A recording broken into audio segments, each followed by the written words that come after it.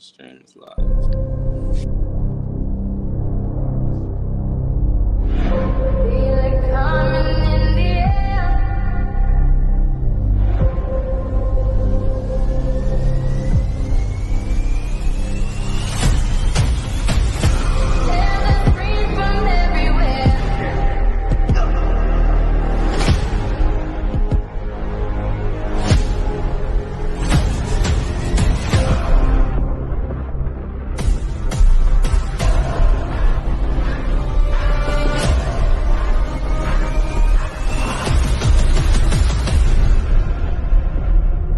Only thing that's on my mind is who's gonna run this town tonight. Play of the game in regulation. It is caught by Dyson. Can he get in? No, he cannot. This town tonight. Yeah, I said it, we are. This is Rock Nation. Pledge your allegiance.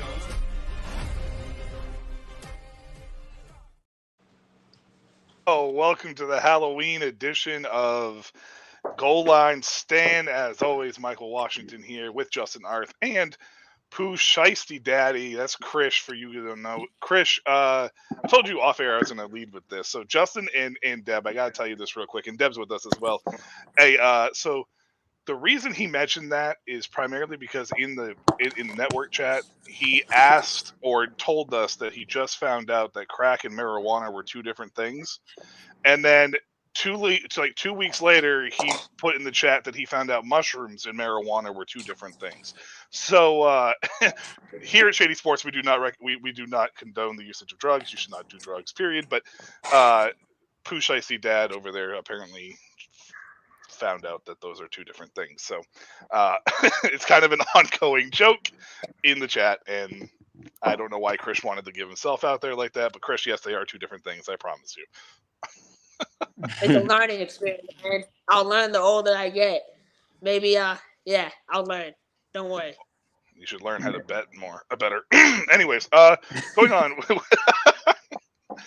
He was all ready to quit on Saturday. If it wasn't for that late touchdown for Colorado, he was getting ready to be done. He was all bent out of shape. Week 8's in the book, guys. I don't understand this. First and foremost, I don't understand the scheduling. Doesn't make sense to me. It was like week 7 had like 6 teams on byes. Week 8 had none, and now there's 4 teams in week 9 with byes. It literally makes zero freaking sense. Don't get it. Pretty much everybody else is a week 13 bye. Yeah, pretty much. It's so strange. I don't get it. Week 8 was kind of scary. Kind of scary rolling into Halloween here. Some quarterback injuries. It looked like some quarterback injury. Kirk Cousins, obviously from Minnesota. We'll talk about that in a minute. But the trade deadline, first and foremost. Let's talk about that today. You know, some of this stuff I'm sure will roll into Krish. Well, some of that will roll into individual team reports, I'm sure. But what are your thoughts on the trade deadline? There was actually some movement this year, and no really big offensive names, but definitely some movement. Biggest one I think was probably Montez Sweat from my Commanders to Chicago, but Chicago gave him a second round pick again. This is the second year in a row they've given him their second round pick. They're not in a position to win right now. Was this a little bit surprising? I know it's more of a long-term play for them, but it seems kind of they have 2 firsts, so maybe that's the wiggle room, Justin? Yeah, no, I mean, you look at Montez Sweat, he's 27 years old, so he's not necessarily too old to be considered a building block piece. So, I mean, he's still in the frame of mind that you can build around this guy. But I mean, like we kind of knew with the trade deadline, at least with the Commanders in general, the Commanders were going to be a team that they have so many good pass rushers that are up for contract extensions at the end of the year the teams are going to either get these guys now to try to extend them long term, or the Commanders were obviously going to lose them at nothing in free agency anyway, because you can only choose one of the 3. And it seemed like Jonathan Allen was the guy that they were going to choose. And so obviously you get Montez Sweat and Chase Young on the chopping block and are traded. But no, I mean, I definitely think both Chase Young and Montez Sweat ended in fairly good places for them. Montez Sweat, I think, will get the big term extension. I don't know if it's going to be this week. Obviously, he's got to see how Chicago works for him. But I think Chicago brings him back on a long-term deal, and I think everybody's beneficial for it. Yeah, they've invested a ton of money the last few years in their defensive line. 4 years, 90 million, I think it was, to Deron Payne. 4 years, 90 million, almost identical, I think, to Jonathan Allen as well. Chase Young, there was a report that came out today that Chase Young was considered undisciplined inside the Washington, coaching staff, personnel, things of that nature, primarily because he was considered to deviate from the scheme to make that splash play. Now, Deb, as a defensive player, you can't really do that. The scheme is there to benefit and highlight usually most people's strengths. Yeah. Are you surprised by this, like the Chase Young situation, that he's being considered as undisciplined?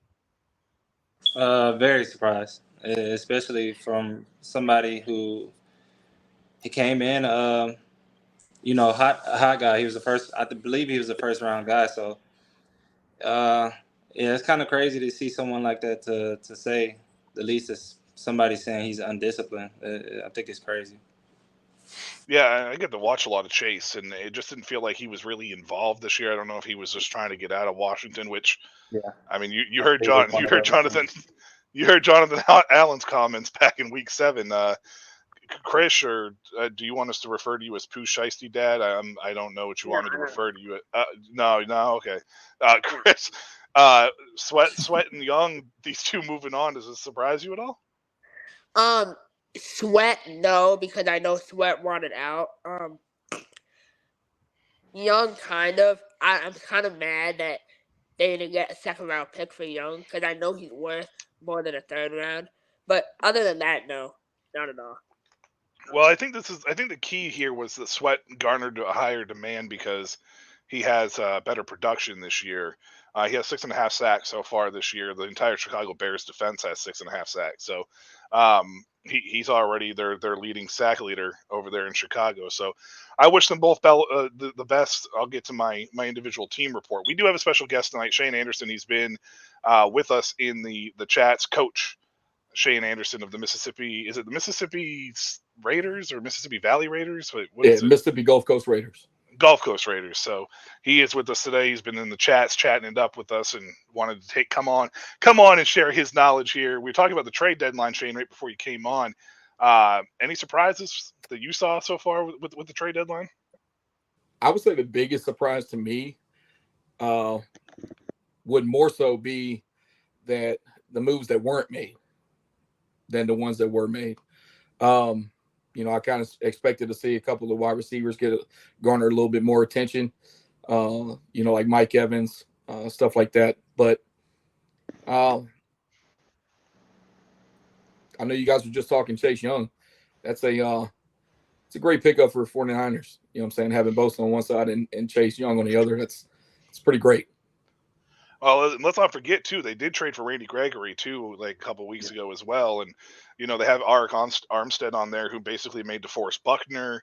That defensive line is pretty filthy in San Francisco. And Justin has some strong things to say about San Francisco a little bit later on. I know that's coming up as well. But in that situation, Shane, who's your team, man? Because we're going to do an individual team report, so I need to know who your team is. So, unfortunately, I'm an actual Raiders fan. Oh, yeah, that's definitely unfortunate for that sense. For years, it's been unfortunate. Hey, I'm a Commanders fan, I know. So, trust me.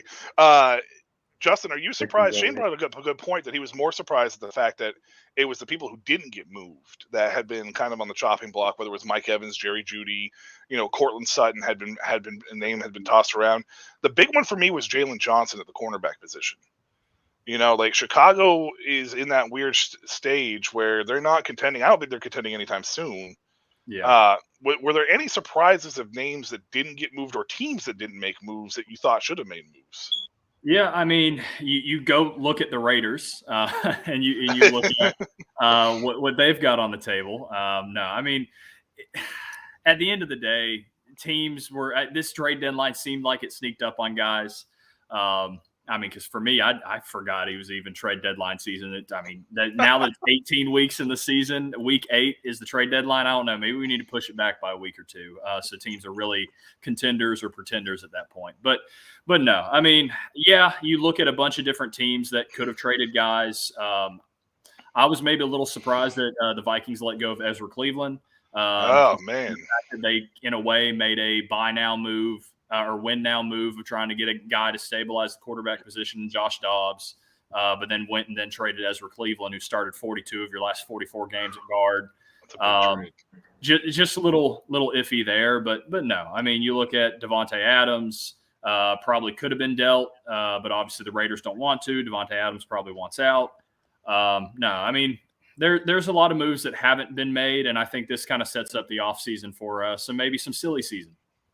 Yeah, and Devontae Adams is a weird one to me, and I'll go to the Raiders fan here on this one. Like, basically, you downgraded a quarterback when you went from Derek Carr to Jimmy Garoppolo. No offense by any means to Jimmy Garoppolo. He's a Super Bowl, got to the Super Bowl NFC Championship game with San Francisco. But I think talent wise, most people would be in agreement that I think Derek Carr is slightly above Garoppolo. And then you brought in and traded for a 29-year-old wide receiver in Devontae Adams last year. He's 30 now. You guys are not contending for anything. So I don't understand really holding him hostage. And obviously they're not holding them hostage in true definition of the word. But I don't understand why you wouldn't deal him considering how disgruntled he is at 30 years old right now. I agree, man. At what point does it become detrimental to the locker room? You know what I mean? You see him on the sidelines. He's obviously frustrated, been frustrated for weeks. And you have another receiver that we brought in, Jacoby Myers, who's actually done pretty well this season, minus Monday night. But he's done very well. So, like you said, we're not contending. At what point do you, okay, look, let's get what we can get while the getting's good still, because like you said, he's 30 years old. Let's get something for him to where we can take that over, carry it over into the draft, and really get some capital back for that piece, And I just I don't understand why we hold him on. Let him go to another team. And I think that's one of the more concerning things when it comes to the Raiders as a whole. And obviously, when we do the team report, I'm sure you'll have some things to say about that. But they don't really have a lot of young pieces in place. Like, there's really not a lot of good core of young players there. I mean, Zamir White has shown some talent and flashes, doesn't get on the field. Josh Jacobs is 25, but he's a second contract running back, and we all know how that usually works out in the NFL. It just doesn't feel like you guys have a lot of young talent in place. And Max Crosby, who is, I mean, the dude is straight up dominant, is going to miss his window, I think, with the team. Yeah, I agree. Max is, Max is as good of a defensive end as you ever want on the field. The man is dominant, takes over every play, and gives his all with the team. And it does suck that it's with a team, like you said, in his window to actually make an impact to be able to do something for a winning team. That window is going to be very slim by the time he gets there. As far as the age of the team, why not try to deal Jacobs? You know what I'm saying? Here at the trade deadline, there's plenty of teams that want a running back as well. So you could have dealt Devontae, you could have dealt Jacobs. You know what I'm saying? You also have Hunter Renfrow. A lot of teams we're looking at. It's obviously a tear down, let's build it back up situation, and we just didn't do anything. Yeah, no, and I think that kind of came and went. We'll segue this into some of the surprising storylines coming out of Week 8, and we'll jump to Chris real quick with this because Justin has some strong feelings about this, so we'll probably kind of end with him. But San Francisco, losers of 3 straight now, did not look good against Cincinnati by any means.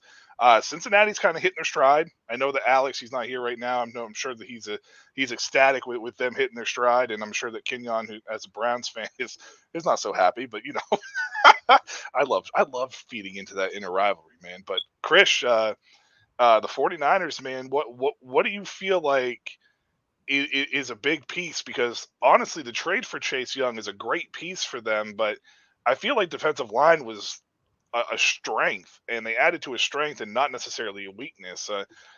Is that your thought process on that too? I am so disappointed in the San Francisco 49ers. Their offensive rhythm and tempo has gone way south. Brock Purdy, I mean, like Justin sent that picture, and I was looking at that picture all day, and I was trying to figure out what did he miss? What did he miss? And I see what he missed, right? He not identifying coverages at all. I mean, Well, those two okay. those two interceptions. Justin's gonna go into it, Chris. I just feel like, look, when they were near the goal line and he threw that pick, that was unbelievable. Like I couldn't believe it. At that point, you just hold it and run, like Trevor Lawrence does. And I feel like Brock Purdy had that takeoff ability. I really do. He is a mobile quarterback.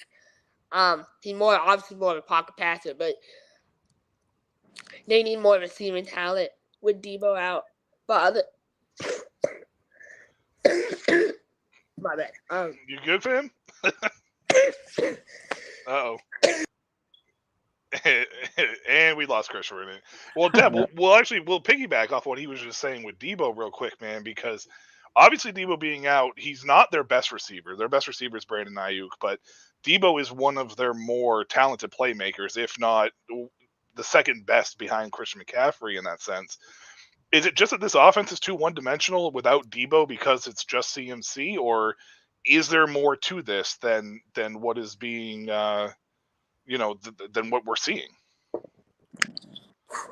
I believe it's more to it than what we're seeing, because we've already seen what Purdy, what he's able to do, with what he has, and adding Christian McCaffrey to the team. I think that did nothing but help them. So Debo is a definitely loss when it comes to not having him on the field, but you still have other key factors, and Purdy's a guy he's shown he's very capable. So maybe it's something that we're not seeing.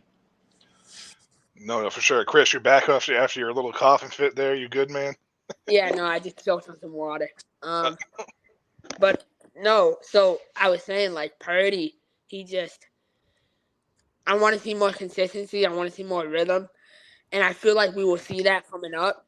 I just think he's past couple of weeks he's been so off. I really hope he can get back to where I know he can, because otherwise he's headed for the bench if he doesn't fix it. For real. See, I don't think it's quite that dire need, because I think people need to remember that Brock Purdy is also under 20 starts in his entire NFL career. Justin, Yeah, you had the photo, Chris. If you want to pull that up, right so I'll tell you when to put up the photo here in a minute. Yeah. But I mean, I just kind of want to talk about the 49ers in general for a second. I think everybody just kind of needs to pump the brakes. Yes, they've lost 3 games in a row. It looks bad. They were probably the class of the NFC, and now they're looking as such that maybe they're not the class of the NFC, or at least as of this moment. But it's for more issues than just one. For whatever reason, the defense has forgotten how to tackle. They're not getting any pressure on the quarterback, hence why they go out and get a guy like Chase Young. And then you go and then you look offensively. They were down one of their top tackles. They're down Deebo Samuel. They're down other playmakers on offense. And this offense is just kind of in a little lull or a rough patch right now. I haven't thought Brock Purdy, even in this game, that Brock Purdy didn't look too good in the second half. Brock Purdy didn't look bad at the end of the game, or towards the end of the game and things like that. It's just a couple, like the 2 interceptions and the fumble, especially the 1 interception in the red zone that definitely kills you. But you look at that first interception, which was the one in the red zone. That was just a great defensive play, and the fact the pass rush got to him. In hindsight, you can look at it on all 22 film and say, hey, you got to throw that ball away. Play call design wasn't probably the best because you're giving them one, if not 2 options to throw. And so then you're forced to throw that back, not the back shoulder fade, but you're forced to throw the box fade there. And I mean, you just have a guy right there. So that is what it is. That's football. A guy makes a great defensive play. That's not on the quarterback. But the second interception, though, this is where it starts to throw a little bit of some alarms up. But at the end of the day, he's a guy that's played less than 20 snaps less than 20 starts in the NFL.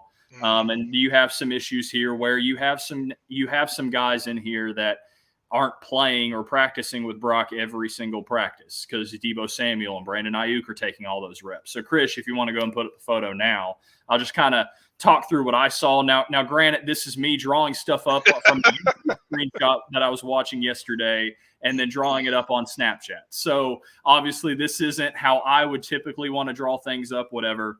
But in looking at it multiple times, you can see this turns into a base cover 4. And then typically that you've got this kind of double dig or what turns into a double dig route or double dig concept to the left with Christian McCaffrey out on the outside part of the bunch in kind of just like a hitch or a sit down. And that obviously is supposed to try to take the eyes of this number 2 guy here that then is in the flats. But obviously, Brock, his eyes have to go to that safety on the left here. You see you see 2 deep safeties. And then you obviously eyes got to go down to the corners to see, okay, hey, are we 2-man, 2 zone, or 4 here? And this is where I think Brock Purdy just kind of rushed his read a little bit. But then you look at number 15 here. I can't remember who that is. Jawan Jennings. Yeah, Jawan Jennings. Okay, so and that's where Brock Purdy was getting or throwing the ball to that he ultimately threw behind. But if you go through and actually watch the play, go back and find it. Brock just kind of took his eyes off the corner because what he's really reading here is he's reading that corner on the right side of the field, and then he's flipping his eyes back to the over, and then hopefully, because it's 2 safeties here, that dig should be coming across after that over already clears the backer and clears those safeties to where there's a nice little zone there. So here, I think if Brock keeps his eyes a little bit longer on that corner on the right side, what happens is this corner – you have then a flat route over here run by Kittle, and Kittle then holds the corner, which I don't know why he's sitting there with responsibility on Kittle there, knowing that the linebacker could have eyes on that and still take that and check down whatever. But linebacker flows over to the left. Brock rushes the throw, misses a probably 30-yard completion there to number 3, and ends up forcing a ball that then he throws late, which then is picked off. So it's just moving a little too quickly, and some of that's probably just because you're missing a tackle, you're missing playmakers that you practice with every single day, and it just leads to plays like that cost you games. So this is a situation where you see it's 17-10, first down and 10 in the fourth quarter. This is a game where if you get that big play, that probably shifts momentum. And you're back in this game, and Cincinnati's probably sitting there saying, oh, crap, 49ers are getting this ball moving again. So that's one of those momentum-killing plays. And then obviously the fumble later was another one, hard luck, that just kind of killed the game. So when I'm looking at this loss, I'm not necessarily saying, hey, I'm scared that the 49ers are going to lose 5, 6, 7 straight and they're the worst team in the NFL. No. Once these guys get healthy, I think they will be perfectly fine.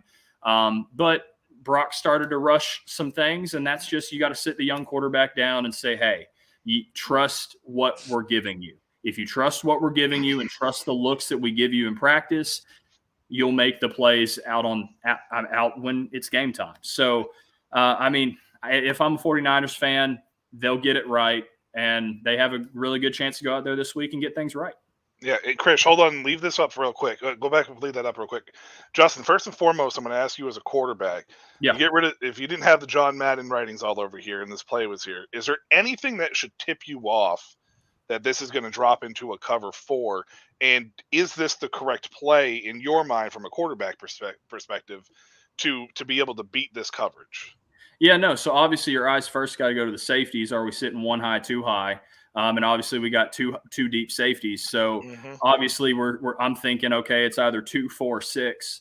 And then your eyes got to then drop to the corners. And so a lot of that's then just going to be based on where's your hots, what's your number 1 read, depending on which corner you're going to go to. But either way, both of these corners look like they're going to drop back and bail. And so I'm saying that, this is they're looking butts to the sideline. So that's basically telling me zone coverage. And so that's where I'm saying, okay, cool. Now I just got to see where he moves as soon as I catch the snap. So, and at the end of the day, play call, I think, is perfect for a two deep safety look. I mean, Diggs against two deep safeties killed the defenses. So a lot of this is, at the end of the day, the post shouldn't have been open, but that's window dressing supposed to try to pull that second dig open to the left side.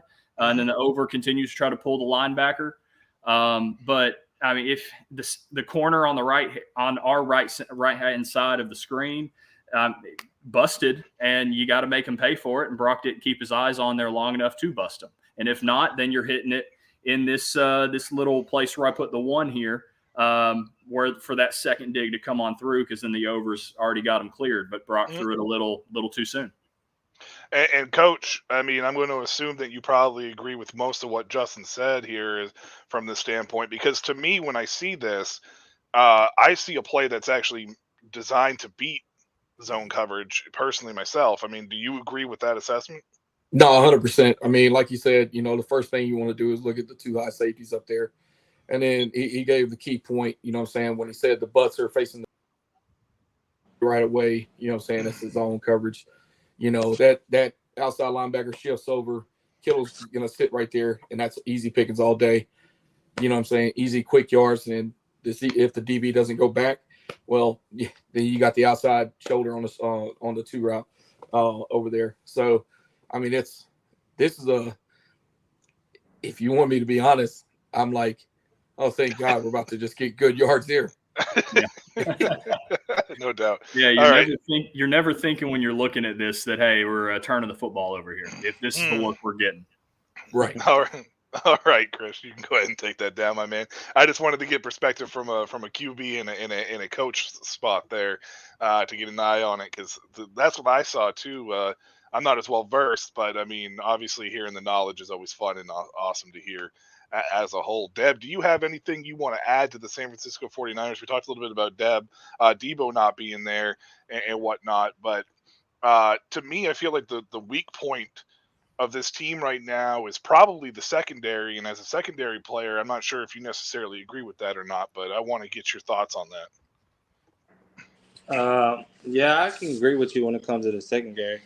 I think we also have to put into effect that Cincinnati's is they're a very good team, and that could be a team that can run in the playoffs if you give them that chance. So we just have to throw in the other team factors and what they have going in the organization. But you're just looking at a team that was very high, and now they're at a midpoint where they're trying to figure out mid-season, okay, how we're going to have these adjustments and stuff going on going forward. So I think 49ers are still 49ers. I hope to see them continuously to do what they was doing early in the season. Yeah, Cincinnati obviously is definitely a team that's starting to put it together. They're starting to look like that they're the old Cincinnati Bengals of old. And if we remember correctly, last year they started off slow too. Yeah, the Bengals they started off slow last year, and look where they got them. So I think this Bengals team is heading in the right direction. Unfortunately for San Francisco, obviously 3 straight losses. People are starting to clamor for, calling for people's heads and stuff. It's typical. But before we move on, I'll just say this too. Earlier in the year, the Eagles looked like this. 49ers look like this now. Cincinnati started bad with the injury to Joe Burrow. There's going to be teams. It's a 17-game season. You're going to hit ruts. I don't think anybody, now that there's 17 games, I don't think anybody's ever going to go 17-0 with how the NFL schedule is now. So guys are going to have ruts. Teams are going to get ruts. At the end of the day, if San Francisco has 5 losses and they're 12-5, that's probably still good enough for the 1, 2, maybe 3 seed in the NFC. Yeah, so, and again, I mean, I think the cream of the crop always rises to the top. The good old adage and saying from, I don't even remember who the hell said that. It was like Cypress Hill or something. I don't know, but it was. I think I just dated myself. But yeah, they, it happens every year with these teams, and even the Eagles, they're still in a lot of tough games. I mean, Washington played them hard again this past. I mean, Washington always has a tendency to play them hard, but Washington plays them hard, and the fact that Jack Del Rio still has a job is ridiculous to me, but that's beside the point. I'm going to say it every week. Until he's gone, I'm going to say it every week. Gone. Until he's gone, I'm going to say it every week. So the Eagles are another team that I still don't think I want to put them in as the best team in the NFC. It's hard. Like, I really have a tough time with it, but let's talk about Detroit. And this might be a little soon for Shane down there, but let's talk about Detroit, because I mean, outside of the pick six, the Raiders didn't stand a chance in that game last night, and even though they got smacked around by Baltimore 2 weeks ago, they bounced back the way that you want them to bounce back. Is it possible the time to start maybe putting Detroit in that top talk in the NFC, in the category with San Francisco and Philadelphia, or are we not quite there yet? That's my question. Are we there or are we not there yet? As a Vikings fan, I'd say we're not there yet.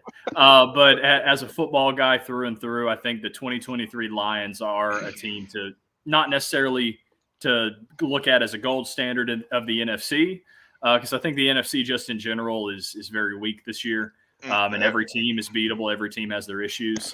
But no, I mean, the Lions are just as competitive as anybody. But at the end of the day, it's the NFL.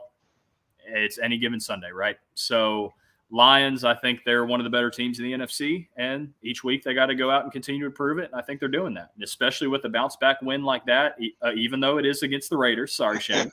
But it's at the end of the day, like any given Sunday, go out and get your W and move forward to the next week. They're doing that. That adds up. There's two interesting storylines coming off this offense. First and foremost is former first-round pick Jameson Williams is kind of not there. They went out of their way to make a trade today to trade for Donovan Peoples-Jones, former Michigan wide receiver standout. Had some really good games in Cleveland. It just wasn't working or fitting in their offense with him. And then there's Jared Goff, who's looking like he's playing the best football of his life. Shane, is this surprising coming from Jared Goff, considering what we saw, or is this always been his ceiling? Well, I don't think we should be too surprised from Goff. One thing about Goff is he was very lucky so far in his career to have Sean McVay as his first coach. Now he's over, with the Lions, and he can kind of, throw that out to everything he's learned from the Rams over to the Lions young guys. And they are a very young team. The one thing that I do like about the Lions, and it's taken a few years to get here, but they've built from the inside out. With the linemen, they've got great pass protection. You see, of course, like you said, it's the Raiders, but they made Gibbs look like, he was a reincarnation of Adrian Peterson or something. But, he just ran all over us, man.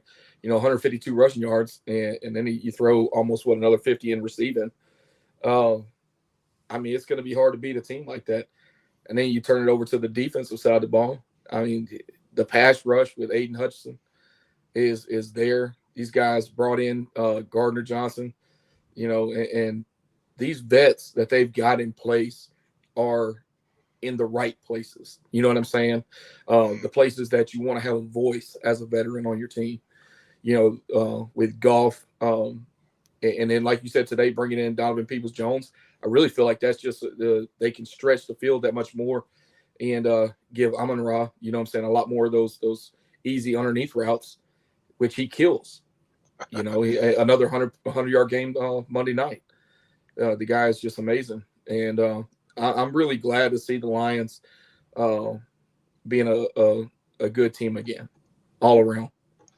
I'm sure the Vikings fans would disagree with you on that, but as a guy who's always cheered for the underdogs and the Lions, I am very happy to see it. Now, you mentioned Amon-Ra St. Brown. Obviously, as we know, Amon-Ra St. Brown was the 17th wide receiver taken in his draft, Deb. He was the 17th, my man, taken in that class, and he is making everybody pay for him. As a defensive back, you must really not want to go against this guy. I can't imagine anybody wants to.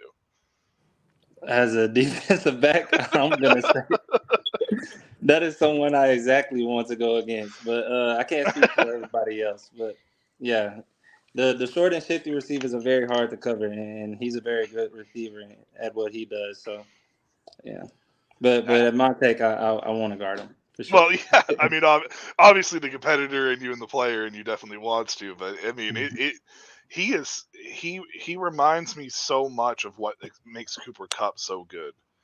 With the Rams, and what Puka Nacua has been doing is those middle of the field intermediate routes are just so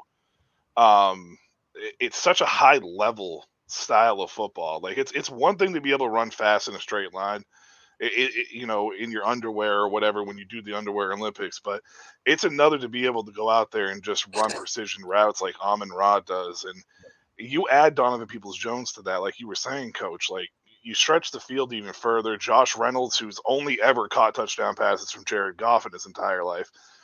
And you mentioned an interesting point about Goff is he went from Sean McVay to Detroit, where he reminds me a lot of a Dan Campbell type guy, right? It's a perfect storm. Brad Holmes brought him over. He drafted him originally. He's had the same GM that's had faith in him. But then Ben Johnson, he might be, I mean, if he's not a head coach next year, it's a damn shame.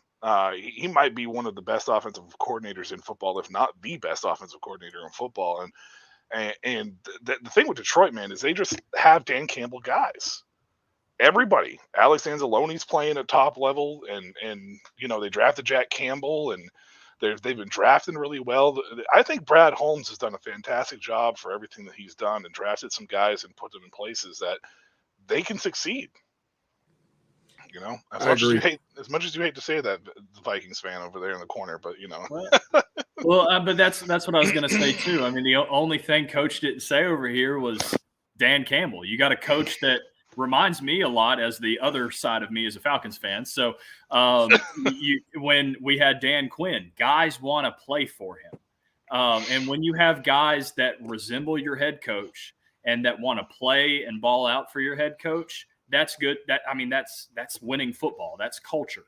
And so the Lions are doing that, and they have guys that may not be the best at their position like other teams have, but they're still top like 15, top 10 guys in their positions. But at the end of the day, they fit the scheme and fit the system and fit the personality and character of a Lions player and a Dan Campbell player. And that's why you're seeing them be so successful. And even as the Viking fan in me, it's actually good to see the Lions competing again instead of the Packers. Just kind of touching on what you just said, Justin, about Dan Campbell. It's so crazy when you look at Dan, because the first thing you think of, at least I do, whenever I very first seen Dan Campbell, I was like, this dude's got to be a defensive coach. He's got to be. He's got that mentality, everything. He's got the look, but he played tight end. And then he learned under Sean Payton. So it's like, I think really his foundation was great, and a great start for where he actually is now as a head coach. And hats off to him, man. He's done a phenomenal job with that organization. It's not every day you hear an offensive-minded coach talk about biting people's kneecaps off and stuff. So, I mean, that's definitely good. All right. It's everybody's favorite segment, at least in the fall, until I do my You Don't Impress Me Much in the spring. Then that becomes everybody's favorite segment. But, Justin, let's run your quarterback list. There's a lot of things to take into account when you talk about being viewed as a top 5 quarterback. It's not a laundry list. This is a list that, it has to be taken very seriously. It's all yours, Justin. Yeah, so week 8 in the NFL, this list definitely has to be taken seriously because there are some great quarterback play this week, in a week that we obviously talk about some great quarterback play, some terrible quarterback play, and then obviously guys getting hurt. But let me start off with my honorable mentions. First, got to give Kirk Cousins. He played a tremendous game of football until the Achilles injury. Kirk Cousins definitely makes honorable mention there. Derek Carr, Will Levis, Russell Wilson. So that, if looking at those guys, and those are my honorable mentions, we've got an interesting top 5 ahead. So number 5, I got Justin Herbert. He had a 122.7 QBR, 31 of 40 for 298 yards and 3 touchdowns.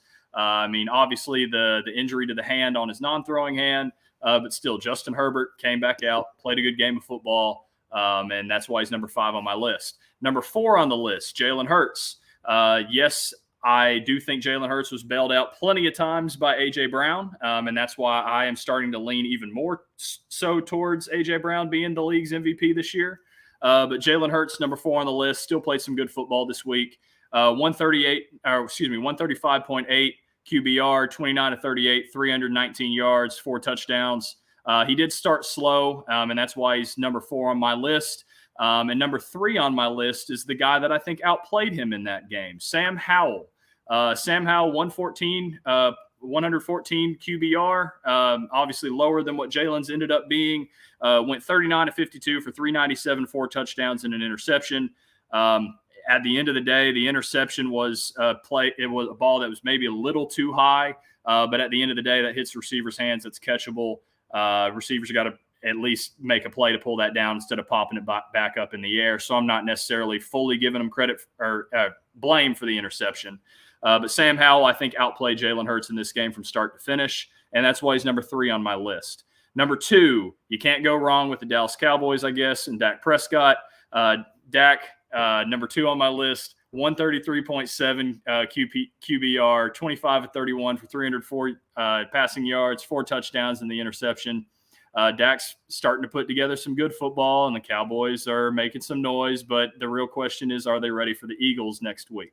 And number 1, finally appearing back on this list as the number 1 quarterback, and my number 1 quarterback in the NFL, Joe Burrow, 134.8 QBR, 28 of 32, 283 yards, 3 touchdowns, no interceptions. Believe was only sacked 3 times in the game. But the big thing here is Joe Burrow was moving the pocket. I mean, the legs looked great. He finally looked healthy, 19 straight completions, and looked like the Joe Burrow that we see plenty of times in the postseason, taking this teams to AFC championships, to Super Bowls. So Joe Burrow is definitely my number 1 quarterback performance of Week 8. Let me know in the comments if any of these honorable mentions or anybody else I left out deserves to be in this list. Definitely come grill me in the comments. But, hey, if you like the list or even hate the list, go leave a like on the video. No doubt. Will Levis, what a debut, man. Like, what a debut. I know Malik's your boy up there, but Levis had that opportunity, took it, and he's just like, no, it's mine. It's mine. But I will say touchdown pass number 1. That was definitely pass interference there, DeAndre Hopkins, and it was just never called. So, but hey, it's your first NFL touchdown. I'll take it either way.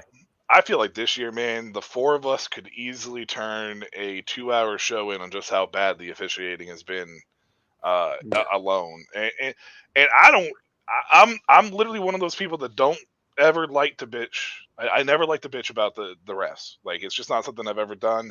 You know, my first head coach told me, you know, don't leave it in the hands of the refs. Go handle business, take care of it, and the refs won't have any impact on the game. But the nature of the beast is, especially at the NFL level, the competition is pretty level. I mean, you're talking the top, you know, 5% of all of the top college athletes in one league. Like, you're gonna get games that are gonna come down to that. But it's almost like ever since the NFL got rid of that full-time referee, and maybe I'm out of pocket here or out of bounds, but it feels like ever since they got rid of that full-time refereeing program, it's just progressively gotten worse.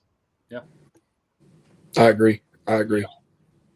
Yeah, I mean, you're forcing refs to have jobs outside of what they do, which is obviously going to take away from what they're supposed to be doing. So, yeah, you're starting to see refs make some pretty bad calls, pretty lousy, if I do say so myself. I hate it. I hate it because it's like every game you can point to something and just be like, what would have changed here? What would have changed there? I mean, the Indianapolis-Cincinnati game a couple weeks ago, or Cleveland game a couple weeks ago. Like, man, it just sucks. I hate it so much. Hate it. It's awful. I don't think that there's too much here. We can jump into the individual team report, I believe, because I don't think there's anything else that we really had on topics for this. Is there anything that you want to say real quick before we jump into this? Anybody have anything? Anything outside of the team report? No, not really.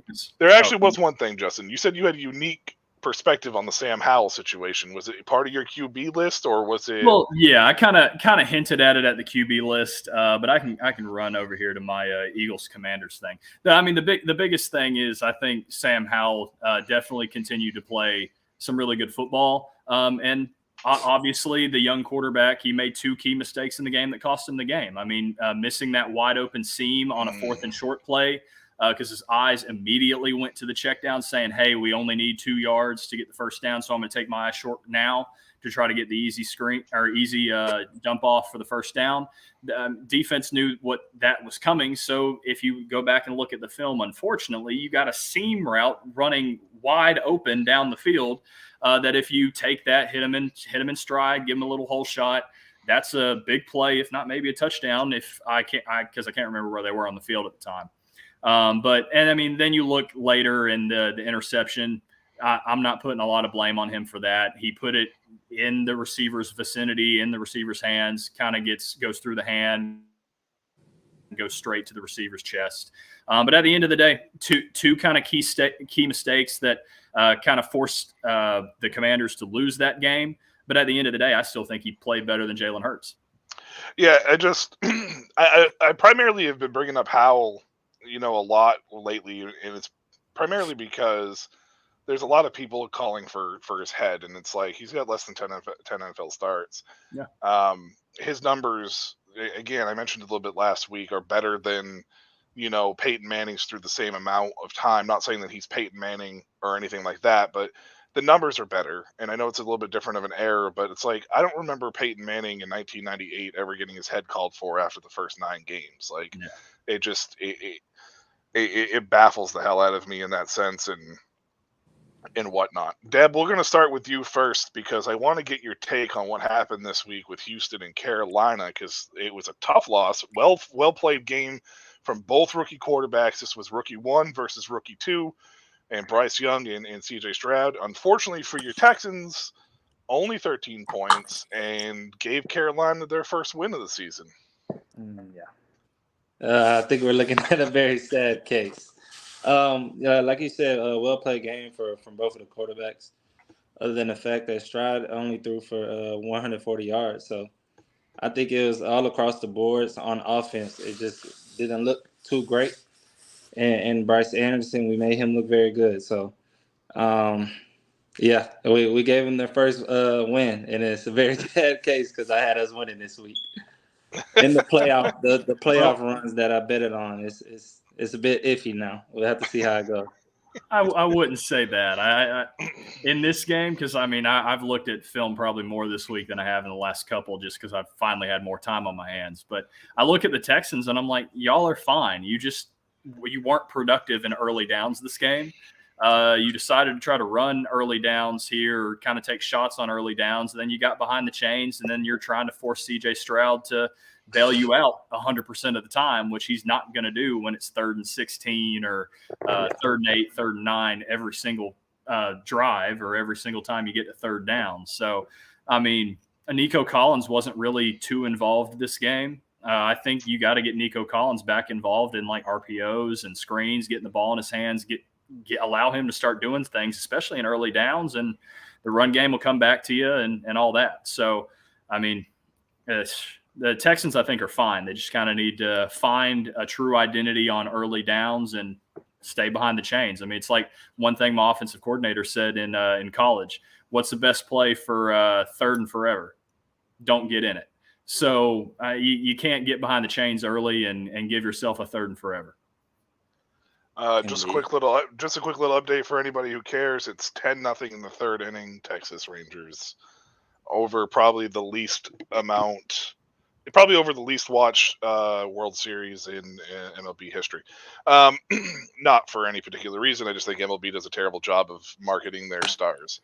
That's a different conversation for a different day. Might just miss the Astros. That's about all. Well, I follow it and wanted to give a quick update as it came across, and for anybody who cares, it's just it's not the MLB's a different story. Krish, now that you've rejoined us, apparently as Krish instead of whatever that was that you were before,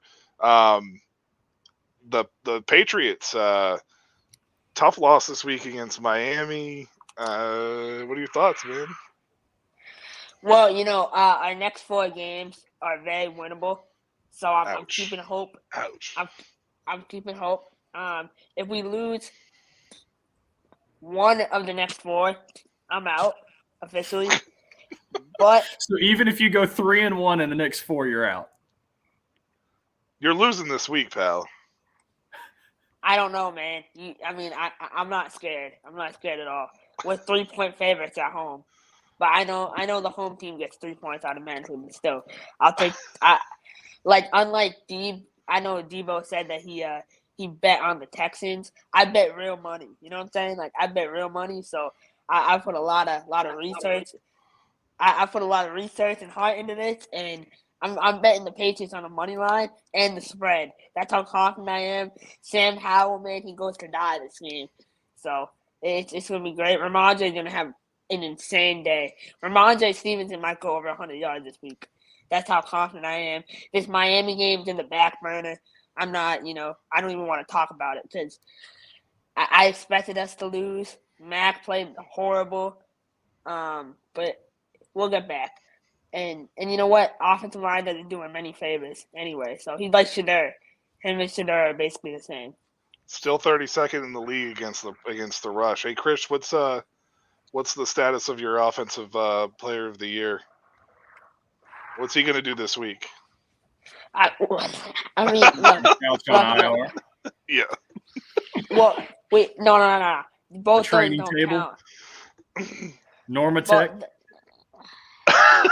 I love Kendrick Bourne. I do love Kendrick Bourne, and he was playing really well for you guys. And it's really unfortunate to see him out for the year. But I had to give you, I had to take a shot at you, Chris. Come on. And yeah, and Chris, a torn ACL is different than marijuana.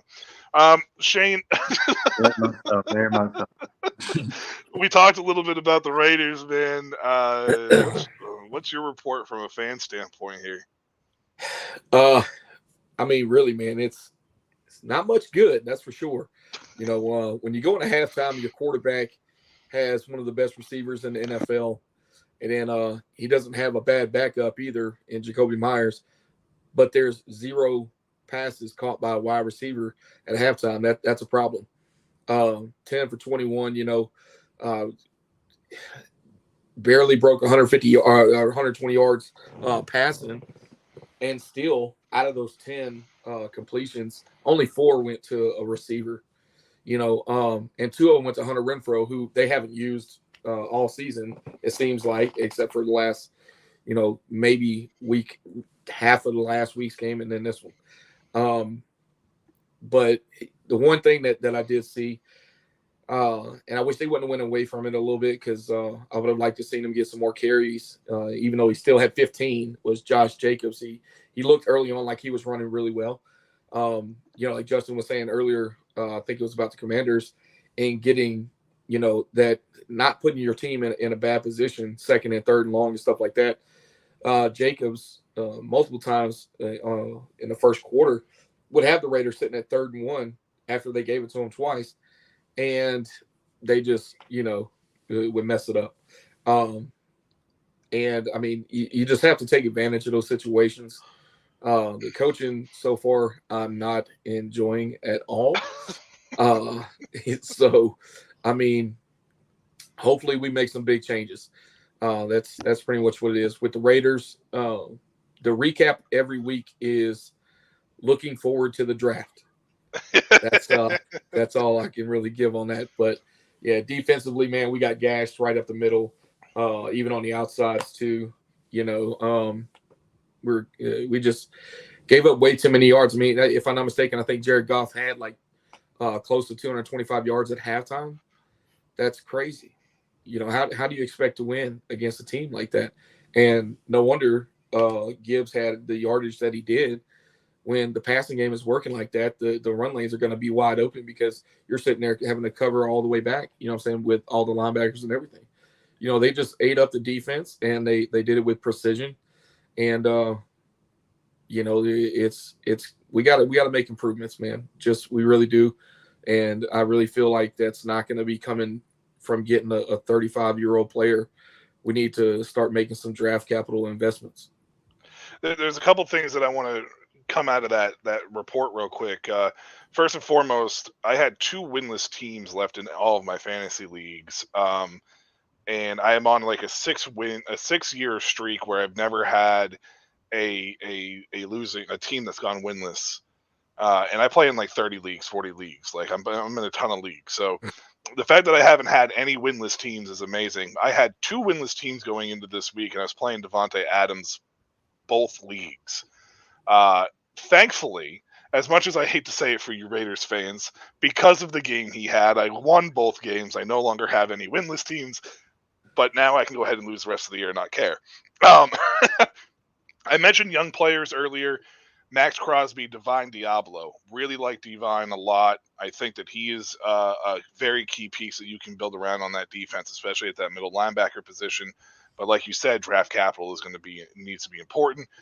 And why you guys hired Josh McDaniels is literally beyond me. I don't understand it. It was one of the more baffling head coach hires.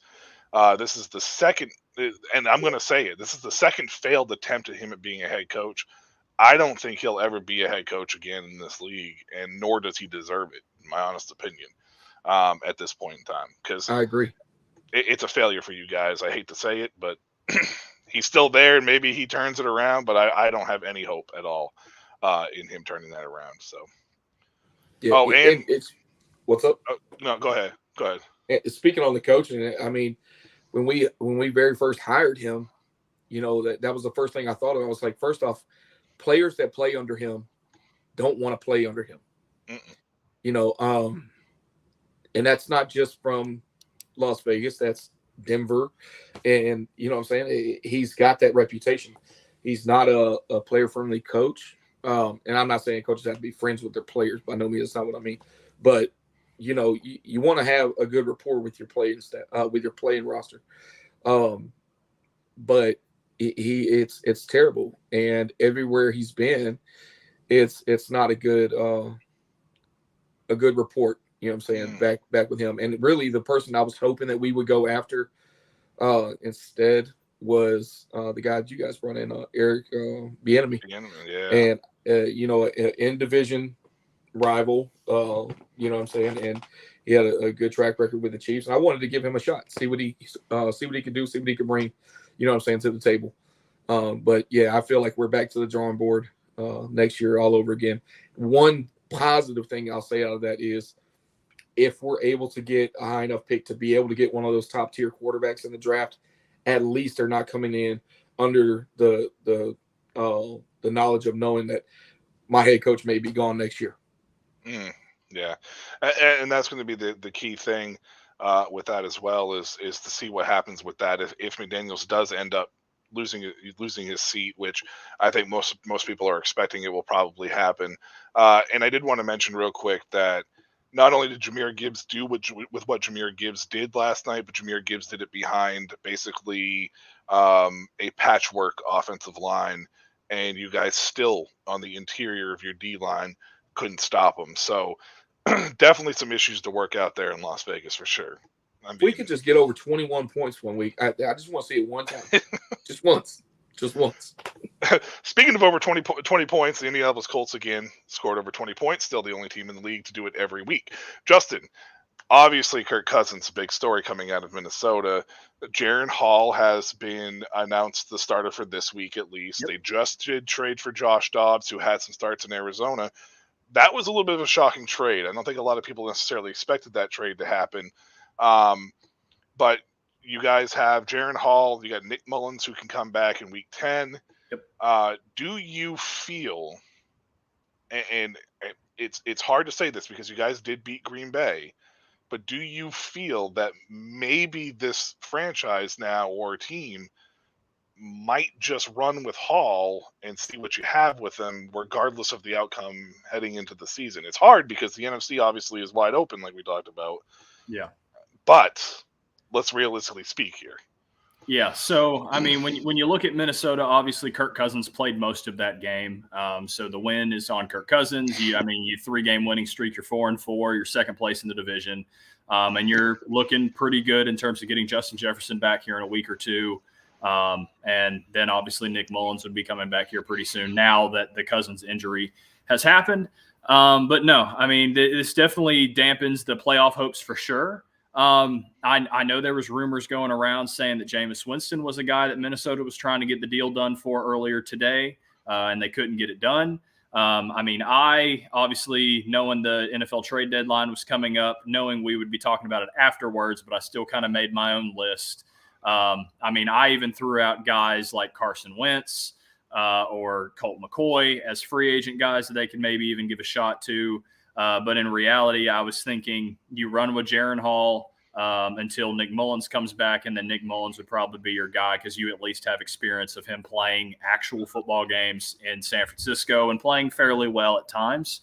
And he's been the backup to Kirk Cousins for a year or two now, and so he knows this Kevin O'Connell system.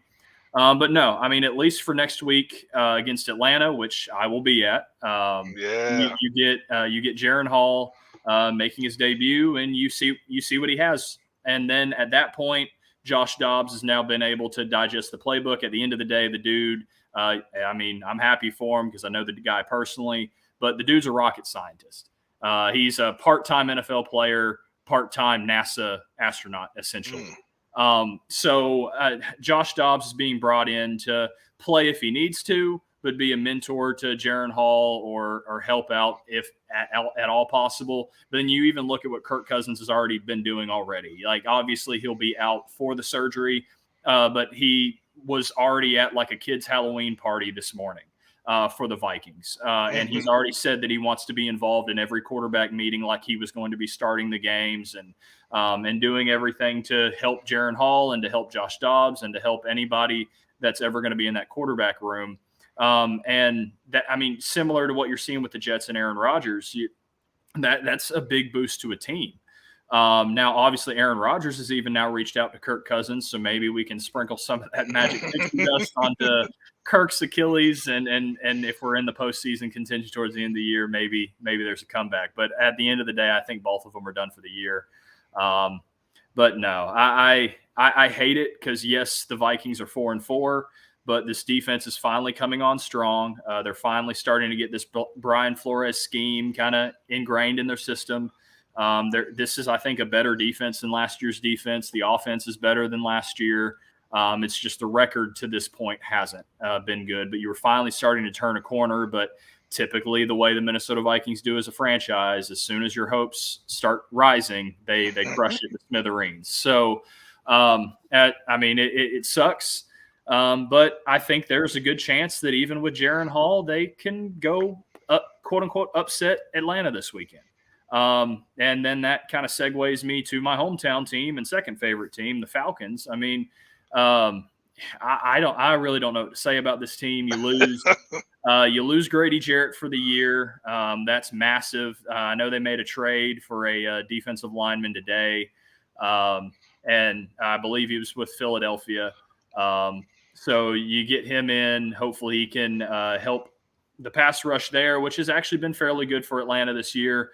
Desmond Ridder continued to struggle. Got benched for Taylor Heineke, but that's the whole reason why you got Heineke in the first place in free agency, is to be a guy who can come in and play solid, decent football. Isn't going to be the best guy in the league. Isn't going to be your franchise quarterback.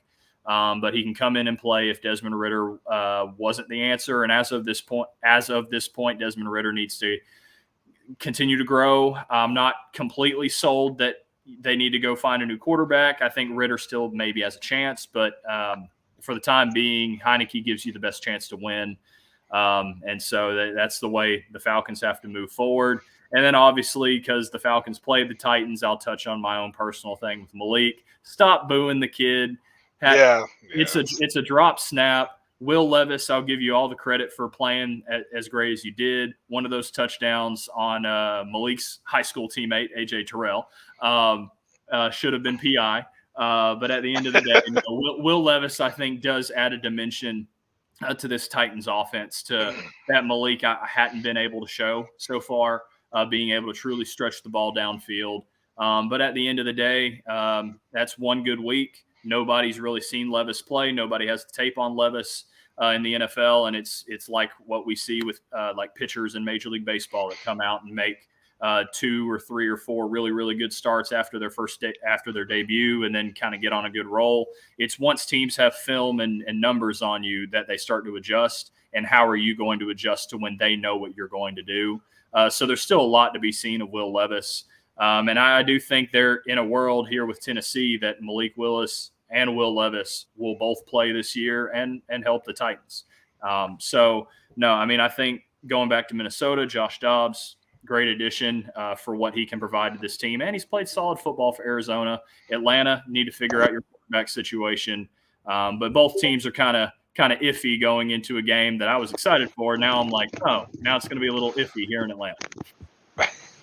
Well, I was going to say, when you got the tickets, it was Cousins versus Ritter, and it now may end up being Jaron Hall versus Taylor Heineke. Shane, I saw you come off mute. Did you want to say something right quick? But I was just going to say, like, when Justin was giving his assessment of when teams get tape on you, I mean, if you want to get an example, just look at Purdy the last few weeks. Yeah, for sure. Yeah, I mean that's a great overall just a great example, because it has been one of those situations. And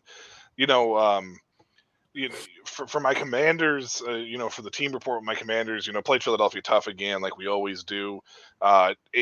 Both our losses to Philadelphia this year have been on the defense, not the offense. I mean, it's literally been our defense can't stop anybody. I'm still bitter about the Emmanuel Forbes pick. I'll probably be bitter until he's either off the team or actually shows that he can play, because that was one pick before Christian Gonzalez. Will Levis, I mentioned real quick, just want to mention he's got a tough matchup this week against Pittsburgh on Thursday night. It's a short week, very tough for a rookie quarterback to come off there. So we'll see what he's really made of at that point. Chase Young and Montez Sweat gone. I mean, that's a huge sack production for us. The guys behind them have been solid role players. They're not standout stars by any means. We get a second and third round pick out of the deal. Chase was starting to kind of give himself a reputation as to being undisciplined. He was in a stage of his career where he was trying to make that big splash play and not follow Jack Del Rio's scheme. As much as I don't like Del Rio, everybody knows with a coach, he's your coach. There's a reason he schemes the way he does. Everything tries to work together. And Del Rio coaches in the NFL. I don't. So as much as I don't like the guy, he is coaching in the NFL, and I am not. So it was probably best at the time for that marriage to move on. Montez, I wish we could have kept. I just think it would have been too expensive, and with the amount of money we've dumped into the defensive line, it makes sense. I'm thrilled it's the Chicago second round pick, because they traded the 32nd last year for Chase Claypool. So I'm ecstatic. Not saying that it's gonna be like a 33rd pick or anything like that, but I feel like it's gonna be early second. So we have some ammo now to try to rebuild this team. We'll see what happens. We're not out of it, as far as a playoff push, because the NFC is kind of hot garbage, and but at the same time, it was probably the right time to make the moves and get it done. So, Chase, thank you for the time that you spent with us, but it was not a good marriage, and hopefully you have success in San Francisco. And Montez, I hate to see you go, but hopefully you go kill it for Chicago here in the near future. Just not too much, because I don't want to look back and be like, I regret that decision. By the way, offensive line played way better this week. Only one sack. Sam Howell, a sack that was not Sam Howell's fault. It was a great play by Josh Sweat. Our right tackle completely missed him. So there was nothing that Howell could do there. So all you boo birds talking about Howell and holding on to the ball too long, you guys need to really just watch a game and realize that it's not all on Howell by any means, please. One thing I do want to bring up before we sign off, and then I'll leave it open. I'm not going to go to any particular person, but I want to talk about Arizona real quick, because we didn't mention it earlier. Josh Dobbs, trade for him before the season, make him the starting quarterback. doesn't play well last week. You say he's our starter, then you go back and say, well, I saw the film, he's not our starter, and then 3 hours later he's out of Arizona and on a flight to Minnesota. Then you say the starter is either going to be Clayton Tune or Kyler Murray, not Kyler Murray. We all know the contract situation in Arizona is insane with Kyler Murray. It's a huge dead cap space if you try to get rid of him of any sort. The problem with Arizona is they have one win. Right now they are on top. First overall pick in the draft. Kyler Murray is not going to turn this team around this year. It's not going to matter. You might win 3 games tops. Now, I'm admittedly not a Kyler Murray fan. I do not think he's a franchise quarterback. I think he has some bad habits that are way too predictable, and I think that's what's led to him having not a very good record without DeAndre Hopkins. Because if he doesn't have D-Hop, his record is pretty dismal. Electric open field player, by all means, can create. Very good creative player. But I don't see a franchise quarterback that's going to turn this franchise around. Is it highly likely that we do not see Kyler Murray and we just get this game of the head coach, Jonathan Gannon, being like, we might see Kyler. Maybe we'll see him this week. And then it's just Clayton Tune week in and week out because he is a rookie quarterback. You got to see what you have in him. Even though he wasn't a high draft capital, you might as well go ahead and see what you have in the guy. Because, I mean, take a look at the Sam Howell situation in Washington. 5th round pick, gave him an opportunity and chance. He's turned some heads. He's playing really well. Still making some mistakes, but he's playing really well. You kind of need to see it. Justin, we talked preseason how awful this roster looks on paper. It's not getting any better. It's aging. They've gotten rid of some of their young players, but they have like 7 picks inside the first 4 rounds.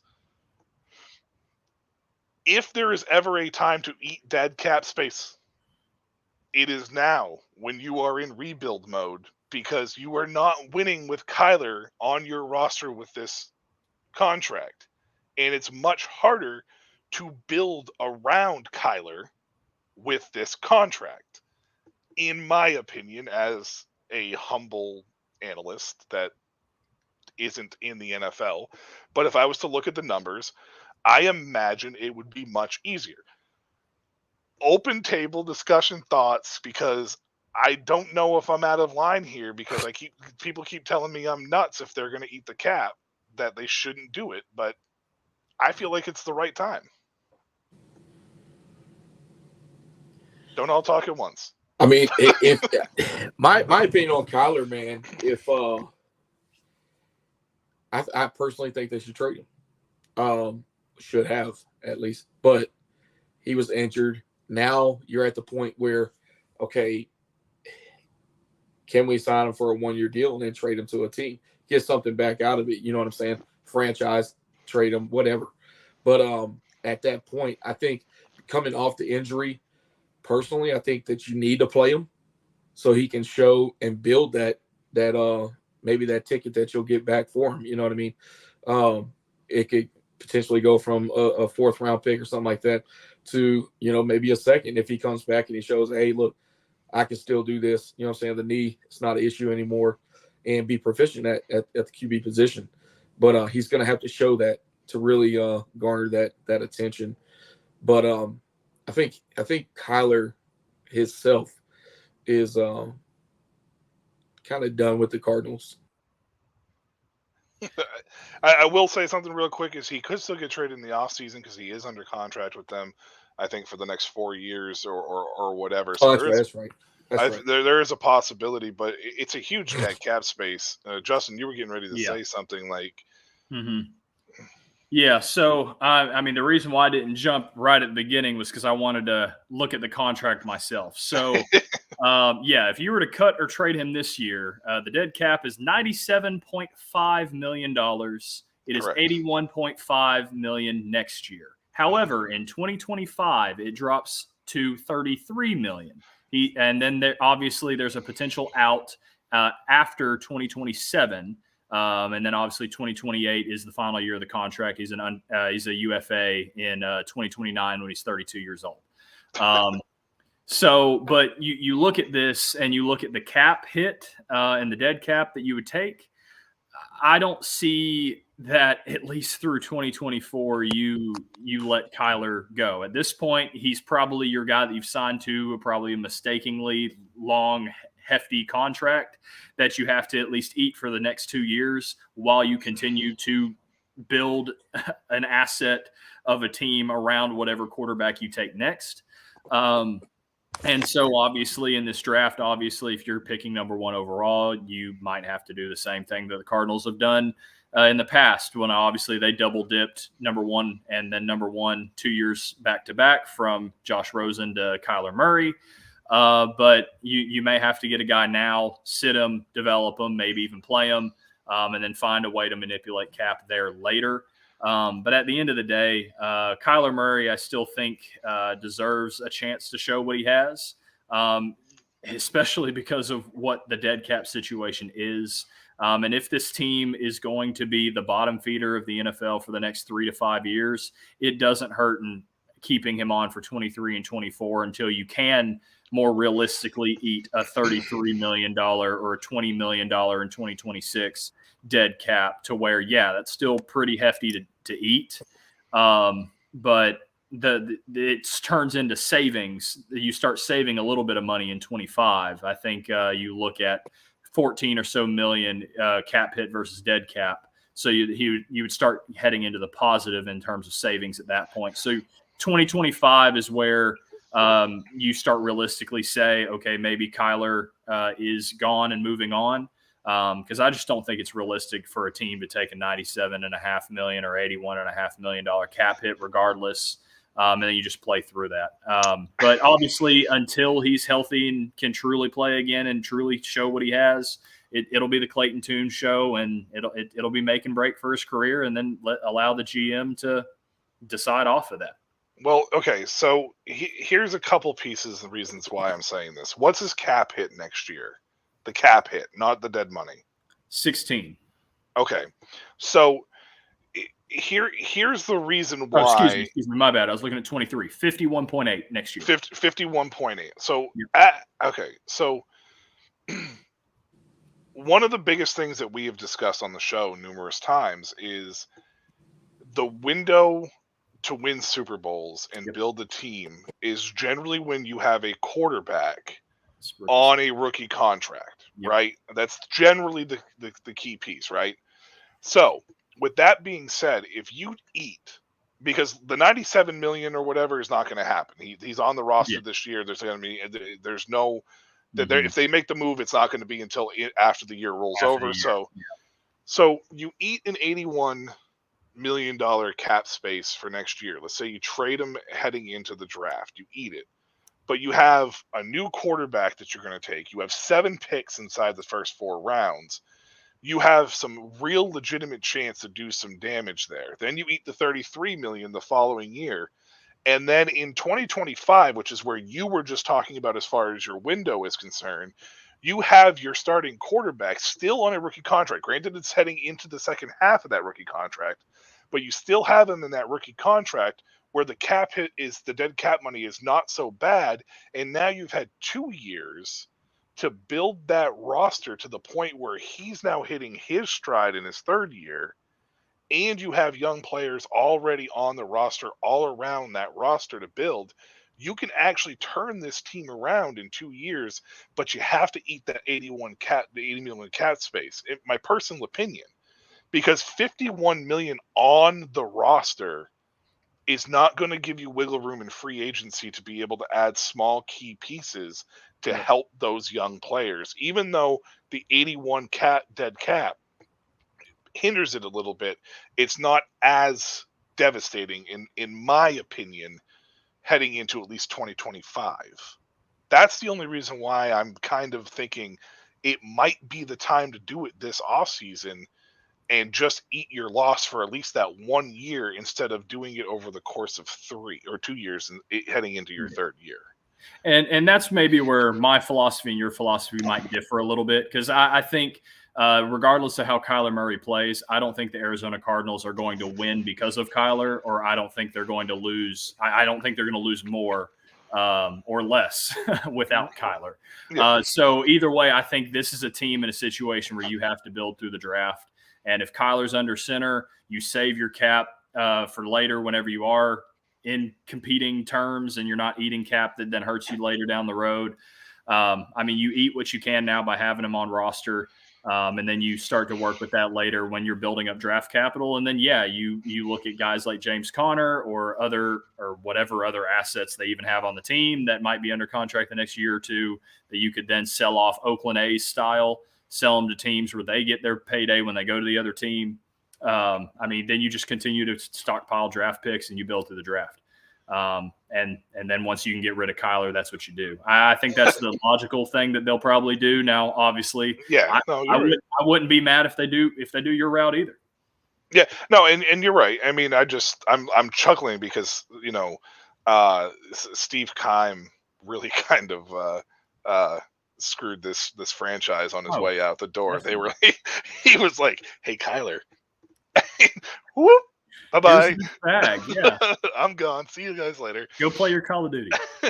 And to answer your question, Ella, I don't think necessarily that Kyler really qualifies as a draft bust per se. I do think, in my opinion, that Arizona was this one situation where they kind of felt like they needed to take them because they had hired Cliff Kingsbury, which I think was not a very good hire. And Kingsbury had said that he would take Kyler. So they felt like that was his guy and that was who they wanted. And they just were like, we're going to make it happen. It just kind of felt like it was one of those situations like when Mitch Trubisky got drafted second overall, right? I think it was just more or less the type that it was like the media is saying that this guy's ceiling is through the roof, but he only has, 13 career starts. We have to go get him. And, San Francisco may take him. So Chicago needed to trade up, similar things of that nature. And there is one more piece to this. Just because you have the first pick, I don't think Arizona may want to draft Caleb Williams either because of everything that he's been saying recently. Yeah. Because if you do get into that situation where Caleb Williams is on the board and you're like, well, look what we just went through with Kyler and his contract, Caleb is going to want something in 5 years. Maybe they go Drake May's route instead, which, well, yeah, what I mean? But that's where I see, if you're going to have to eat the money anyway, regardless, you're going to have to eat the money at some point. Mm-hmm. But if you tell me that I can have a quarterback that, although he's injury prone, although he plays Call of Duty too much, you have a quarterback who started games in the NFL and has at times, even though it has been DeAndre Hopkins bailing him out, having guys or having success in the NFL in spots in times, I would rather have that than even Drake May or a Caleb Williams. And even though I love Drake May in this draft class, and obviously you've got other guys like Jordan Travis and others that might be available this year or next year, I look at that and say, I may want to wait for a quarterback class 2 years from now, or maybe even 3 years from now, and just eat the Kyler money and make it easier on me later. They may not be 100% sold, or if they're not 100% sold on this quarterback class, which I'm not super sold on as of right now, but I haven't sat down and really watched the tape on any of these guys. But that's fair too. I mean, yeah, we don't know. I mean, it's a whole new regimen. Kyler under center. Yeah, it's a whole new regimen. So I mean, we don't really know. So that's a very good point. Deb and Krish, neither one of you has said much. Krish, I don't know what's going on over there. You put us on the floor, it looks like. And anyways, Deb, I'm gonna talk to you first here for a second. Would you take Caleb Williams in this situation, knowing the money situation is happening with Kyler, or would you possibly maybe take the Justin route and just stick with Kyler for a couple of years and move on? I think I might just stay with the situation of keeping Kyler, and like Justin said, he's one of those person that deserve a chance to show he's that type of guy and that he's the player that he says he is. Arizona, I feel like they show like subtle glimpse of what they can be. Like you said, DeAndre has bailed them out probably a couple times in that moments, but yeah, I say give Kyler a little bit of leeway. I don't see them trading for Caleb Williams, because the only reason I say so is I'm not going to say they're the same quarterback, two different people, but you're almost putting, the same individual in that spot. And like you said, he's going to want that type of money anyways. So, And ownership. Yeah, I mean and that's the thing is he's already getting into the point. The only thing is and it's so unfair for these quarterbacks. I want to throw this out here real quick just before I say this. I think it's unfair for guys like Caleb Williams to have this kind of pressure mounted on them already. But he's being compared already as being like the closest thing to Patrick Mahomes that they've ever seen, and it feels unfair. I don't like that when that happens. The media constantly does it, and a lot of times I feel a lot of these teams kind of feed into the media side of things as well. But subtle things do happen, and when Caleb opens his mouth, it tends to kind of turn people away. Krish, I know that you have been. Well, actually, I don't know honestly where you stand with Caleb or are you standing, or what is happening? Are you frozen? I think he's froze. I think he's frozen. Okay, I can't go to Krish because he's froze. I can't go to him. Well, anyways, what I was going to say is Krish, beginning of the year, hated Caleb Williams, thought he was going to be a bust, and now suddenly he is in love with Caleb Williams. I don't know where the line is or what's happened with him or why he's changed his mind, but I was hoping to get some thoughts on that. But he's frozen and now gone. So, Shane, what's your thoughts on this? I mean, well, after, and I didn't know the contract details, but after listening to Justin and everything he was saying, I really feel like the best thing the Cardinals can do, if you're going to be stuck in the situation anyways, you might as well write it out. And if they can get that top pick like that, then we all know the hype behind Caleb Williams. The value that you're going to be able to get for that pick could potentially set you up for that future run. And, I mean, you're talking, 5-6 picks potentially, with 3 or 4 of them being first round. And, hey, look, it's not unheard of to see a quarterback go number 1 overall and be a bust, okay, because their team just shot out their future to get the guy. So if he does come in and they aren't that great, well, at that point, then, hey, look, you're getting some pretty good first-round picks on top of the ones you're already getting now, and if they could take that and just do the first-round swap, maybe you're doing it with a team that's already in the top 10, and you do have a chance to bring in a Marvin Harrison Jr., something like that to complement Kyler over there, you have a lot of options, but you got to suck enough to get that first pick first. Well, I mean, and to be fair, I mean, they did make that trade. They traded out of the 4th spot, I think, for Indianapolis. So I think it's, or at least was it Indianapolis? I think it was. Chicago, huh? Chicago, maybe. I mean, no, Houston. Houston, right? It was Houston. Yeah. So they do have they still have Houston's second pick. So they have 2 first picks in this draft class. And I'm not saying that they need to go out of their way to get themselves a quarterback by any means. And obviously with Caleb asking for ownership and all this stuff, like it definitely is going to put Arizona off to a point of maybe not wanting to go down that route. And like you said, that first pick is definitely going to be extremely valuable. So, there is the possibility of trading down too. Honestly, I wouldn't even hate that either. And even though I'm not a Kyler fan, by any means, I think that the Arizona organization should at least be able to should be able to put him back on the field and let him play. But again, it's a new regimen. It's a new coaching staff. It's a whole new regime out there in Arizona trying to kind of pick up the pieces of a couple failed hires and a couple, I don't want to say poor decisions because I think Steve Keim is a fairly good GM, but maybe some questionable decisions that have kind of come back to bite them in the ass at this point in time because I don't think they expected to be here. But it's the nature of the NFL and the way it goes. And I don't think there's any really wrong way for them to figure out how to go about it. It's just going to be what's the best way to help this team down the road. And, maybe the best way is to get that first pick, or if you have that first pick and then trade out of it, for a quarterback needy team who isn't going to mind going into contract negotiations with Caleb in year 5, like the Atlanta Falcons. Well, let's be real too. I mean, if you're getting trade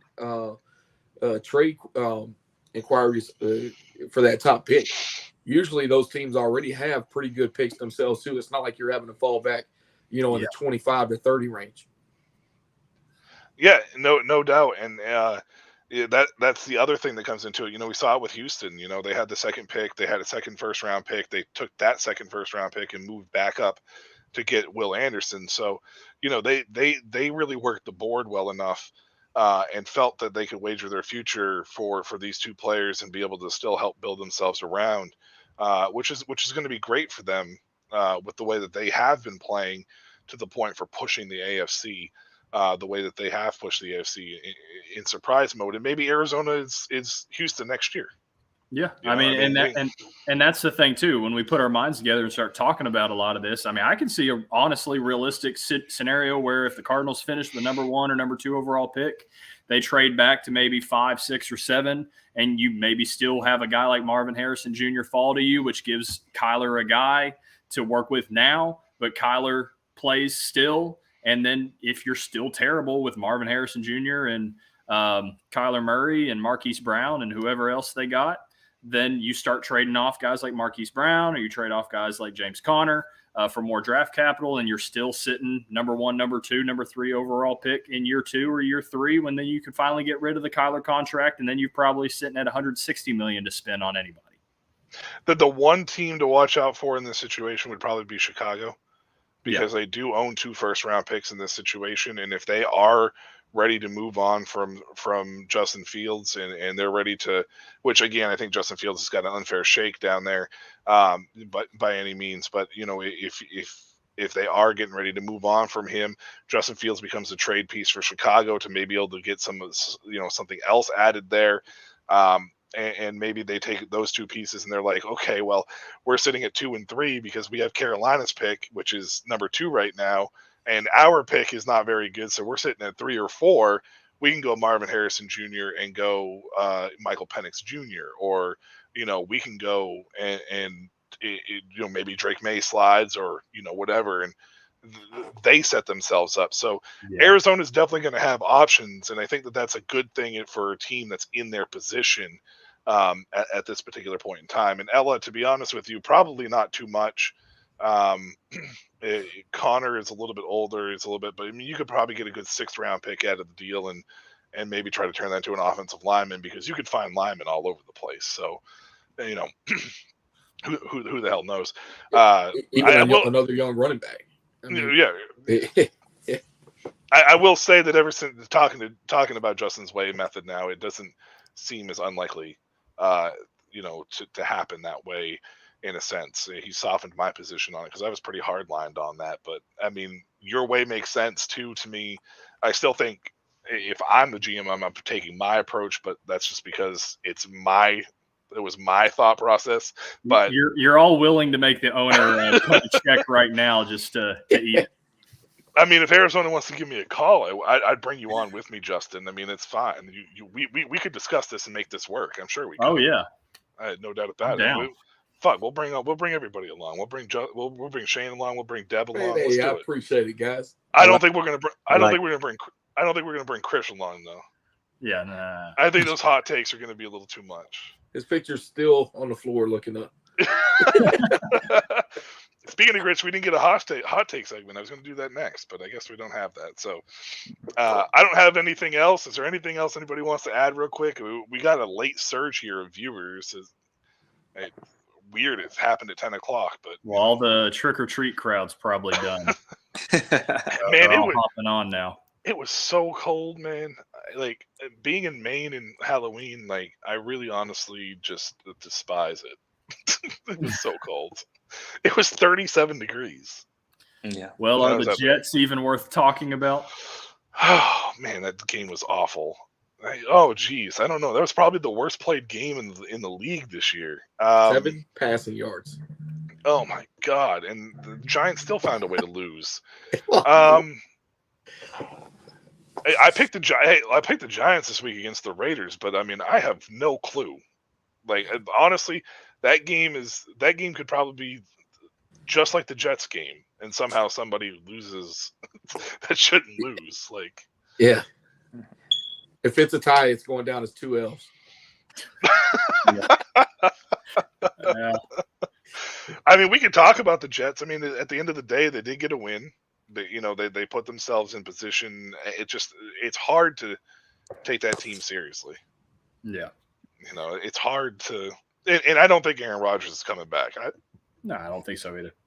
I mean, you look at, if anyone saw the Morstead quote on the Pat McAfee show, I mean, at the end of the day, that even though it's an unrealistic thought that Aaron Rodgers will be back this season, it's truly giving the team hope to try to put themselves in the best position absolutely possible for an Aaron Rodgers revival and return. And so, I mean, if that's how this team's going to continue rocking, they can be dangerous. At the end of the day, weather conditions probably made the game even more sloppy than it probably should have been. And then the Jets found a way to win against a third-string quarterback. So, I mean, if they can keep stacking wins, they're obviously put themselves in a playoff hunt case. So, yeah, I don't think the game's really, truly worth talking about. I will say Zach Wilson did look better when there was a minute and 18 left in the game. So maybe there's some Tebow magic there, which, hey, Tebow was 17-9 as a starter. So there's opportunity there. Oh, man. Dude, that was a hard game to watch, though. Yes. Oh, man. It's not for the fan at all. Yeah. Rob, shout out to you. What's up? Thank you for joining us again. You've been a pretty consistent, viewer here. And Ella, thank you for joining us. And yes, your Steelers, false optimism. But you know what? At least you probably ain't going to have a winning record, even if it is 500. Maybe you can draft Shadur Sanders and just remain 500 for the rest of your life. Who knows?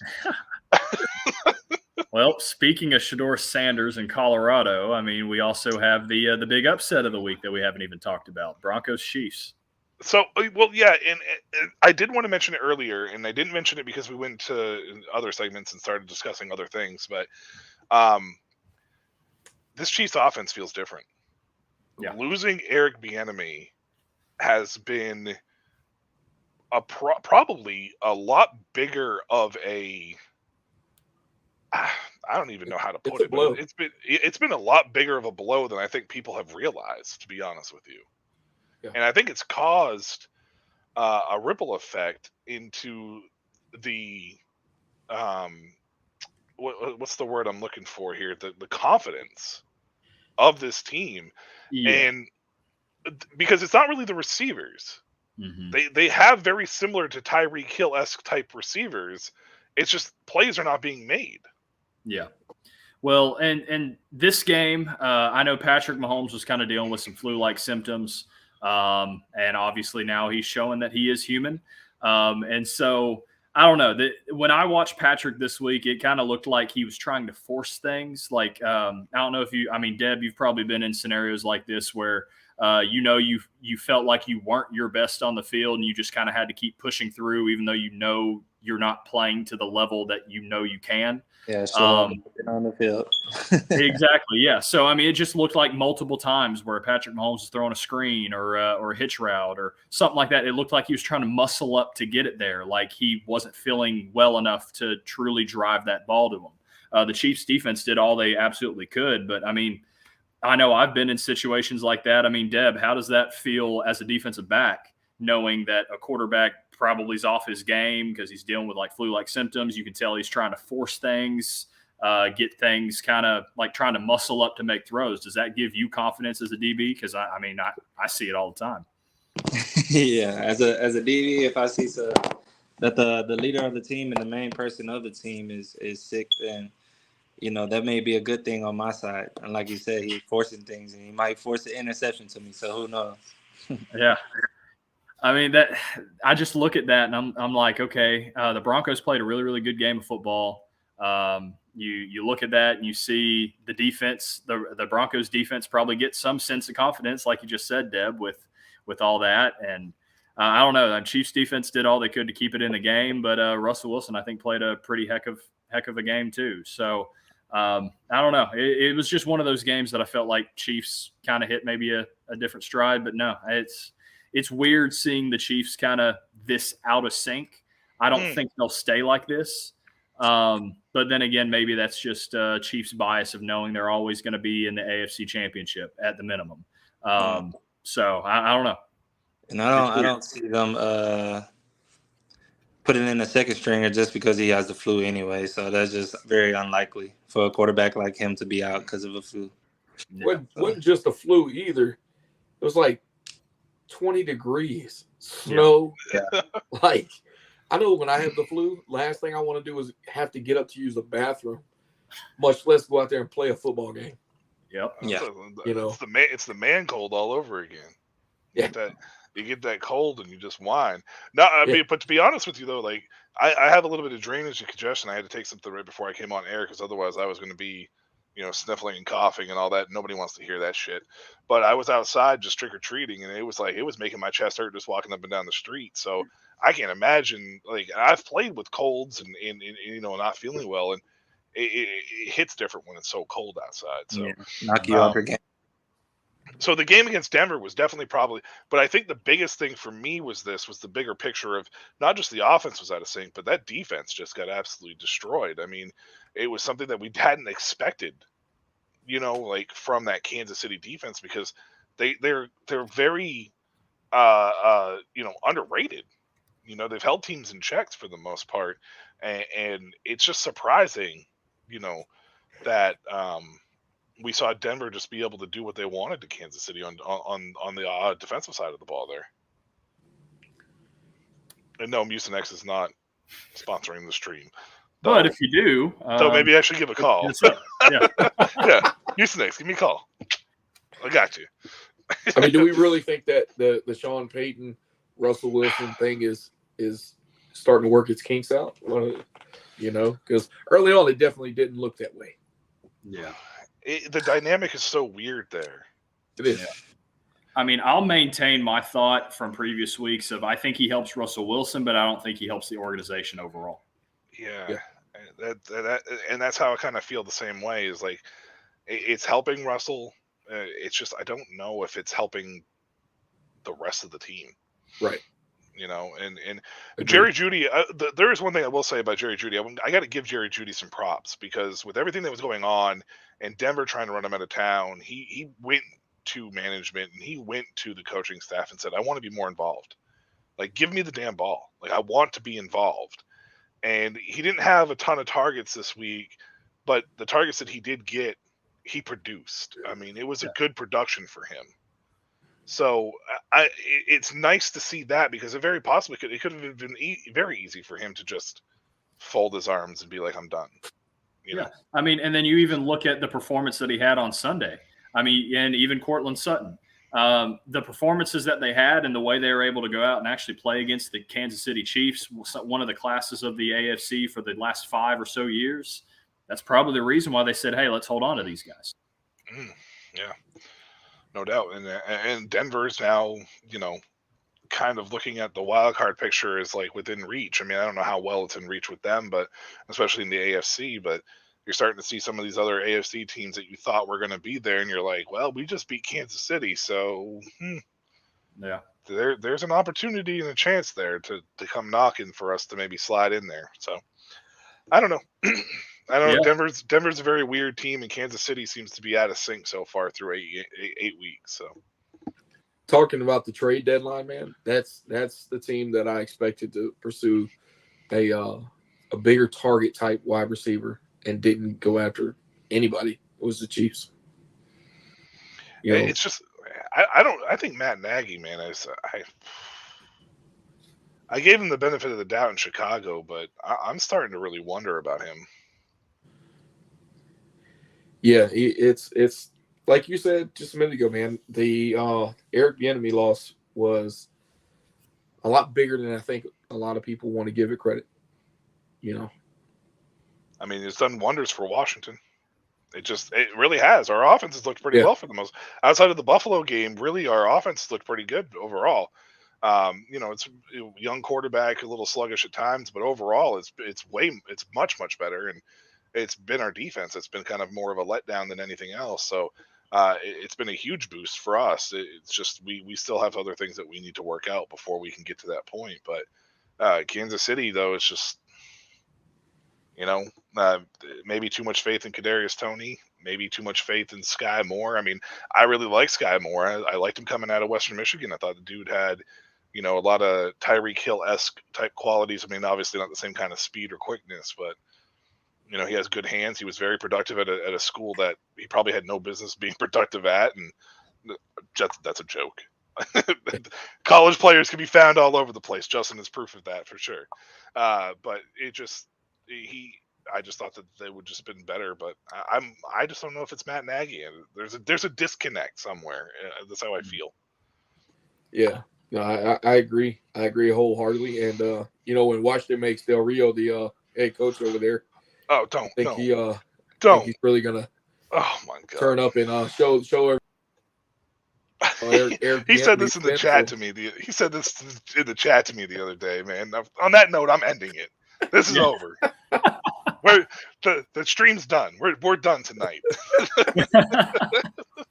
No, but for real, does anybody else have anything? Because Justin, you brought up a couple good ones that I meant to bring up. I mean, the only other thing that I kind of made some notes on is, I mean, obviously we had a lot of quarterback injuries this week. We talked about most of them.